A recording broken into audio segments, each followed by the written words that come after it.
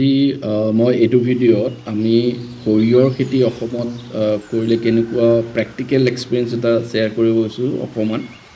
যদিও মই নিজে কৰা নাই, কিন্তু তথাপিও গোটেইখিনি প্লেনিং মতে গোটেইখিনি কৰা গৈছে আৰু বেচিকেলি ষ্টেজ বাই ষ্টেজ কি কৰিব লাগে, কেনেকৈ কৰিব লাগে, সেই গোটেইখিনি ভেৰি ক্ল'জলি মনিটৰ কৰি কৰা গৈছিলে। মেইনলি আপোনাৰ যোৱা বছৰ আমি ট্ৰাই কৰিছিলোঁ মাষ্টাৰ্ড ফাৰ্মিং মোৰ মাটিৰ টুকুৰাত, কিন্তু যোৱা বছৰৰ এক্সপিৰিয়েঞ্চ ইমান ঠিক নাছিলে। অকণমান খেলি মেলি হৈছিলে, যেনে পানী ভালকৈ দিয়া হোৱা নাছিলে, তো তাৰ কাৰণে আমাৰ ভাল হোৱা নাছিলে খেতিটো। চ' এইবাৰ কিন্তু আমি সময়মতে গোটেইখিনি কাম কৰিছিলোঁ। চ' অক্টোবৰৰ দুৰ্গা পূজাৰ পিছত আমি ট্ৰাই কৰিছিলোঁ অক্টোবৰৰ এণ্ডৰ আগতে মানে ৰেডি কৰিবৰ কাৰণে মাষ্টাৰ ফিল্ডটো। বেচিকেলি সৰিয়হ খেতিৰ কাৰণে যিখিনি আমি কৰিব লাগে, চইল গোটেইখিনি ৰেডি কৰিছিলোঁ খেতিৰ মাটিটো। তাৰপিছত আমি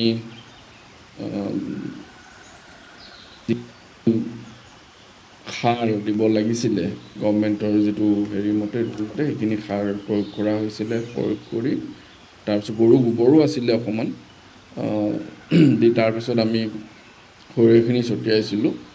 ছটিওৱাৰ পিছত আমাৰ যিহেতু অলপ খৰাং আছিলে,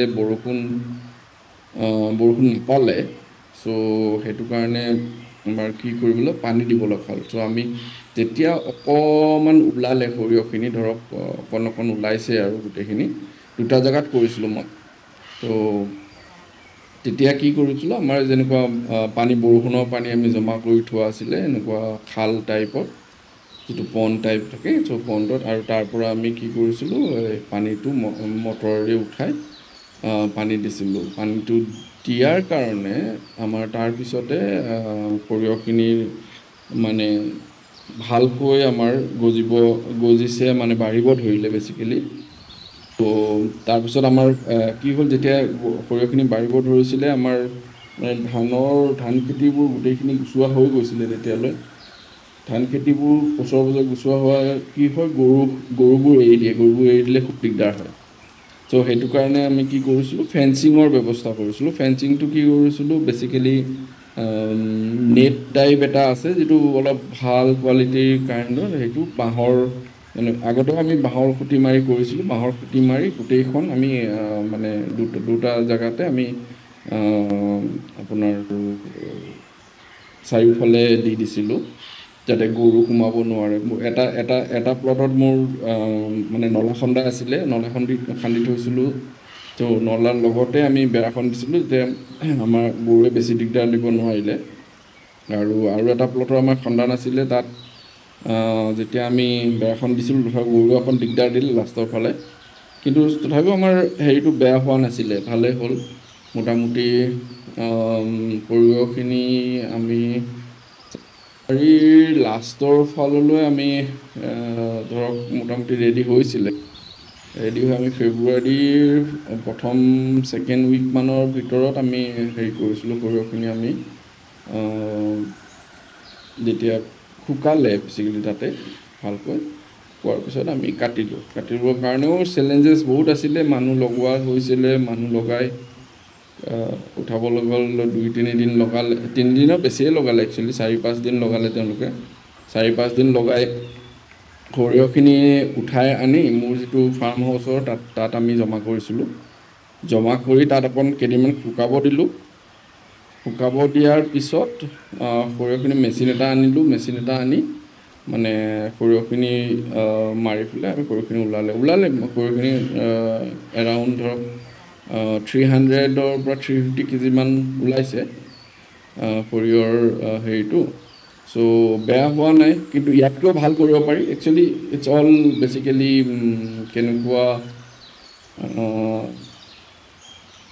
যিবোৰ ভুল হয়, মানে খেতিটো মানে এটা প্ৰেক্টিকেল এক্সপিৰিয়েঞ্চ হয়। এইটো থিয়ৰিটিকেলি বহুত বস্তু কৰিব গ'লে কৰা নহয়, কাৰণ মেইন যিটো মই হ'ল আমি সময়ত বস্তুটো ৰুব লাগিব আৰু সময়ত পানী দিব লাগিব, সময়ত সাৰ দিব লাগিব যিখিনি দিব লাগে। তাৰপাছত যিটো প্ৰত্যেকটো ষ্টেজতে যেনেকৈ সৰিয়হখিনি ওলোৱাৰ পাছত ধৰক পানী অকণ দৰকাৰ হয়। তাৰপাছত ধৰক আপোনাৰ যেতিয়া ফুল ওলালে পোক হেৰি ধৰিছে নেকি সেইটো চাব লাগিব, চাই যদি দৰকাৰ হয় মেডিচিন দিব লাগিব।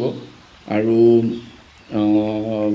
সেনেকৈ মানে প্ৰত্যেকটো ষ্টেজতে মানে আপুনি এনেকুৱা নহয় লেট কৰিব নোৱাৰে কোনো এটা বস্তুতে। যেতিয়া সৰিয়হ যিটো টাইমত দিব লাগে ধৰক অক্টোবৰৰ পিছতে, অক্টোবৰৰ পিছত নৱেম্বৰৰ ফাৰ্ষ্ট ভাগত দিব পাৰিলে ভাল হয় সেইটো টাইমত।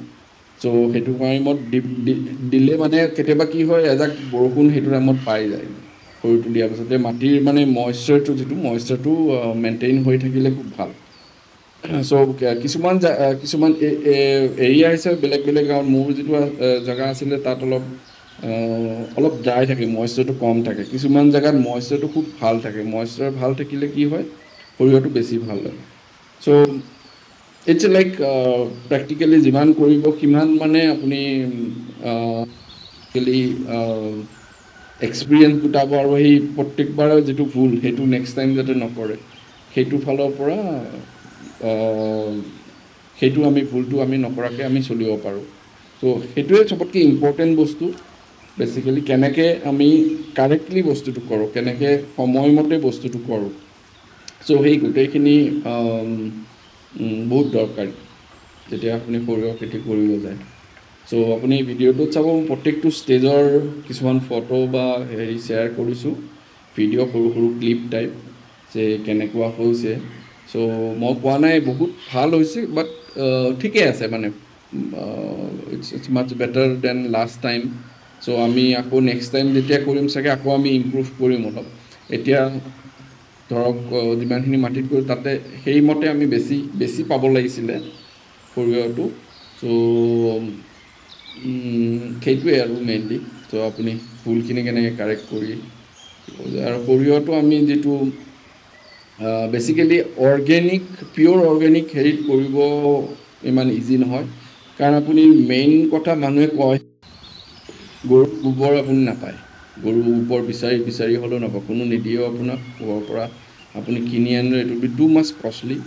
আৰু যদি আপোনাৰ গৰু আছে নিজৰ, গৰুকেইটাৰ পৰা যিখিনি গোবৰ আপুনি পাব সেইখিনি যদি ইউজ কৰিব পাৰে তো সেইটো খুব ভাল। আমাৰ কি হৈছিলে প্ৰথমতে এই যিখিনি দীঘলীয়াকৈ মোৰ যিটো প্লট আছিলে য'ত কৰিছিলোঁ খেতিৰ মাটি, তাত কি হৈছিলে আমি যেতিয়া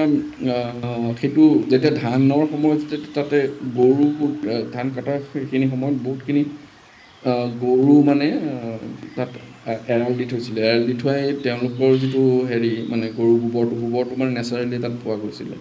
এইটো এটা এডভান্টেজ ছিল। আৰু মেইন এডভান্টেজ কি হয় যদি আপোনাৰ অকণমান